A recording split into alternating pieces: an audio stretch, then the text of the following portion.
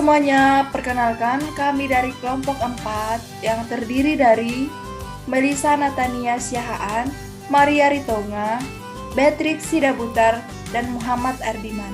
Pada video kali ini, kami akan membahas tentang strategi pembelajaran dan implikasinya pada peningkatan efektivitas pembelajaran.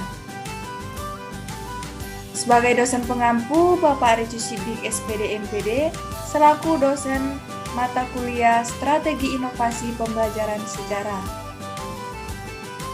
Sejalan dengan perkembangan dan kemajuan ilmu pengetahuan dan teknologi, mustahil teknologi pembelajaran akan semakin terus berkembang dan memperkokoh diri menjadi suatu disiplin.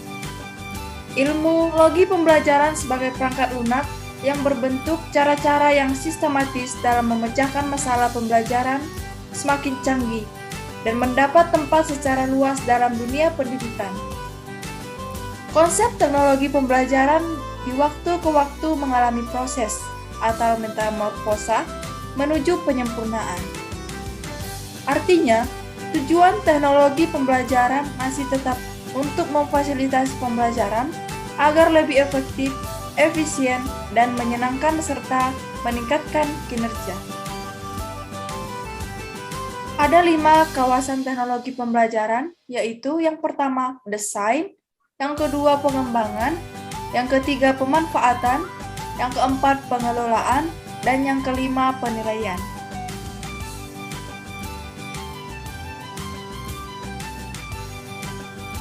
Di dalam proses ini, dapat didefinisikan berbagai variasi pilihan strategi pembelajaran, di mana pilihan ditentukan berdasarkan tujuan dan ingin dicapai. Selain itu, perlu disesuaikan juga dengan jenis materi, karakteristik peserta didik, serta situasi atau kondisi di mana proses pembelajaran tersebut akan berlangsung. Aplikasi praktik teknologi pembelajaran dalam pemecahan masalah pembelajaran mempunyai bentuk konkret yang mengembangkan strategi pembelajaran yang memudahkan peserta didik untuk belajar. Sementara itu, strategi pembelajaran adalah spesifikasi untuk menyeleksi serta mengurutkan peristiwa belajar atau kegiatan pembelajaran dalam suatu mata pembelajaran. Sekianlah yang dapat saya sampaikan. Untuk materi selanjutnya saya serahkan kepada Beatrix Sidabutar. Terima kasih. Baiklah, sebelumnya terima kasih kepada Saudara Maria. Saya Beatrix Sidabutar sebagai pemateri kedua akan membawakan pendahuluan atau introduction. Pada tahap awal atau persiapan, kegiatan dimaksudkan untuk mempersiapkan mental peserta didik dalam mempelajari pengetahuan, keterampilan, dan sikap baru. Artinya, guru sebaiknya mempersiapkan peserta didik agar memperhatikan dan belajar secara sungguh-sungguh selama tahap penyajian. Tujuan kegiatan tahap pendahuluan ini untuk yang pertama, memberikan motivasi dan memusatkan perhatian peserta didik agar mereka bisa mempersiapkan diri untuk menerima pembelajaran. Yang kedua, mengetahui kemampuan peserta didik atau apa yang telah dikuasai peserta didik sebelumnya dan berkaitan dengan materi pembelajaran yang akan disampaikan. Kedua, penyajian atau presentasi. Tahap penyajian merupakan proses pembelajaran yang utama atau inti dari kegiatan pembelajaran. Tahap ini meliputi bagian-bagian sebagai berikut. Yang pertama, uraian atau explanation adalah penjelasan tentang materi pembelajaran atau konsep, prinsip, dan prosedur yang akan dipelajari peserta didik. Uraian baik dalam bentuk verbal maupun non-verbal seperti penggunaan media gambar, benda sebenarnya, model demonstrasi, simulasi, dan sebagainya. Pada saat memberikan uraian ini, guru dapat menggunakan berbagai metode seperti ceramah, diskusi, demonstrasi, dan sebagainya. Yang kedua, contoh atau example, dan non-contoh atau non-example adalah benda atau kegiatan yang ada di sekitar peserta didik sebagai wujud materi pembelajaran yang sedang diuraikan, baik bersifat positif maupun negatif. Oleh karena itu, guru memberikan contoh dan non-contoh yang praktis dan konkret dari uraian konsep yang masih abstrak agar menjadi jelas bagi peserta didik. Yang ketiga, latihan atau exercise adalah kegiatan praktik bagi peserta didik untuk menerapkan konsep, prinsip, dan prosedur yang masih abstrak sesuai dengan kegiatan sehari-hari. Dengan latihan, peserta didik akan belajar aktif sehingga mudah menguasai materi yang sedang dipelajari. Latihan yang dilakukan peserta didik harus diikuti dengan petunjuk, bimbingan, dan koreksi sehingga peserta didik benar-benar menguasainya. Baiklah, sekian materi dari saya serahkan kepada pemateri yang ketiga, yaitu Melisa Natania. Baiklah, terima kasih kepada Mbak Betri yang sudah memberikan saya kesempatan. Di sini saya akan melanjutkan materi saya, yaitu pembahasan pengertian strategi pembelajaran adalah proses interaksi antara peserta didik dengan pendidikan dan sumber belajar pada suatu lingkungan belajar. Pada Undang-Undang Nomor 21 Tahun 2003 tentang Sistem Pendidikan Nasional, pembelajaran intinya adalah usaha untuk membuat peserta didik belajar, menciptakan kondisi agar terjadi kegiatan belajar. Kegiatan belajar ini tidak akan berarti jika tidak menghasilkan kegiatan belajar pada para peserta didiknya. Kegiatan belajar ini hanya bisa berhasil jika peserta didik belajar secara aktif, mengalami sendiri proses belajar kegiatan pembelajaran yang dirancang untuk memberikan pengalaman belajar yang melibatkan proses mental dan fisik melalui interaksi antara peserta didik dengan guru.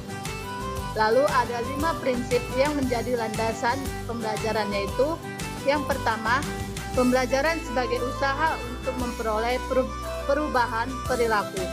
Prinsip ini mengandung makna bahwa ciri utama proses pembelajaran itu adalah adanya perubahan perilaku dalam diri peserta didik. Walaupun tidak semua perubahan perilaku peserta didik merupakan hasil pembelajaran. Yang kedua itu, ada hasil pembelajaran yang ditandai dengan perubahan perilaku secara keseluruhan. Prinsip ini mengandung makna bahwa perubahan perilaku sebagai hasil pembelajaran meliputi semua aspek perilaku, kognitif, dan motorik, bukan hanya satu atau 2 aspek saja. Yang ketiga, pembelajaran merupakan suatu proses. Prinsip ini mengandung makna bahwa pembelajaran itu merupakan suatu aktivitas yang berkesinambung, yang di dalamnya ada tahap yang sistematis dan terarah. Jadi, pembelajaran adalah bukan sebagai suatu benda atau keadaan yang statis, melainkan merupakan suatu rangkaian aktivitas yang dinamis dan saling berkaitan. Yang D, proses pembelajaran terjadi karena adanya sesuatu yang mendorong dan adanya suatu tujuan yang akan dicapai. Prinsip ini mengandung makna bahwa aktivitas pembelajaran itu terjadi karena adanya kebutuhan yang harus dipenuhi dan adanya tujuan yang dicapai. Yang kelima, pembelajaran merupakan bentuk pengalaman. Pengalaman pada dasarnya adalah kehidupan melalui situasi yang nyata dengan tujuan tertentu. Pembelajaran merupakan bentuk interaksi individu dengan lingkungannya, sehingga banyak memberikan pengalaman dari situasi nyata. Lalu itu ada pengertian strategi pembelajaran. Strategi pembelajaran yang dihubungkan dengan kata pembelajaran dapat dipahami sebagai suatu cara atau seperangkat cara atau teknik yang dilakukan oleh seorang guru dan peserta didik dalam mengupayakan terjadi suatu perubahan tingkah laku atau sikap. Oleh karena itu, strategi pembelajaran merupakan suatu kegiatan pembelajaran yang harus dikerjakan guru dan peserta didik agar tujuan pembelajaran dapat dicapai secara efektif dan efisien. Strategi pembelajaran ini mencakup seluruh komponen materi pembelajaran dan prosedur atau tahapan kegiatan belajar. yang digunakan oleh guru dalam rangka membantu peserta didik untuk mencapai tujuan pembelajaran tertentu. Lalu itu ada berikut adalah aplikasi strategi pembelajaran yang mencakup 4 aspek, yaitu yang pertama, kegiatan pembelajaran yang berisikan urutan kegiatan guru dalam menyampaikan materi atau isi pelajaran kepada peserta didik. Yang kedua, metode pembelajaran, yaitu cara guru mengorganisasikan materi pembelajaran dan peserta didik agar terjadi proses belajar secara efektif dan efisien. Yang ketiga, media pembelajaran, yaitu peralatan dan bahan pembelajaran yang digunakan guru dan peserta didik dalam kegiatan pembelajaran. Yang keempat, waktu yang digunakan guru dan peserta didik untuk menyelesaikan setiap langkah dalam kegiatan pembelajaran. Dengan ini, strategi pembelajaran merupakan perpaduan dari urutan kegiatan, cara pengorganisasian materi, pelajaran, dan peserta didik. Menurut Gerlach dan Ellie, strategi pembelajaran sebagai suatu pendekatan guru terhadap penggunaan informasi, mulai dari pemilihan sumber belajar sampai pada menetapkan peranan peserta didik dalam pembelajaran. Dan menurut Gerlach, sebagai contoh adalah penerapan pendekatan komunikatif dengan strategi pembelajaran tematik dalam pembelajaran di sekolah untuk memiliki kemampuan memandai dan memiliki berbagai keterampilan dan menyajikan materi pelajaran. Baik, sekian dari materi saya persilakan buat materi selanjutnya Ardiman. Baik, terima kasih buat Saudari Melisa. Sekarang saya akan membacakan kesimpulan dari materi dari jurnal kami. Kesimpulannya adalah, pembelajaran adalah proses interaksi antara peserta didik dengan pendidik dan sumber belajar pada suatu lingkungan belajar. Dengan kata lain, merupakan upaya menciptakan kondisi agar terjadi kegiatan belajar. Strategi pembelajaran adalah perpaduan dari uraian kegiatan, cara perorganisasian materi belajar dan peserta didik, peralatan dan media, serta waktu yang digunakan untuk menciptakan tujuan kompetensi yang telah ditetapkan. Strategi pembelajaran terdiri atas 4 komponen, yaitu urutan kegiatan pembelajaran, metode, media, dan waktu. Demikianlah kesimpulan yang saya dapat sampaikan. Saya akhiri dengan mengucapkan salam. Assalamualaikum warahmatullahi wabarakatuh.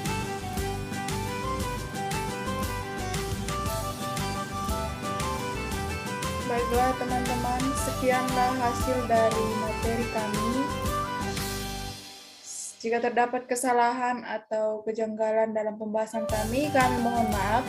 Semoga ini dapat bermanfaat bagi kita semua. Terima kasih.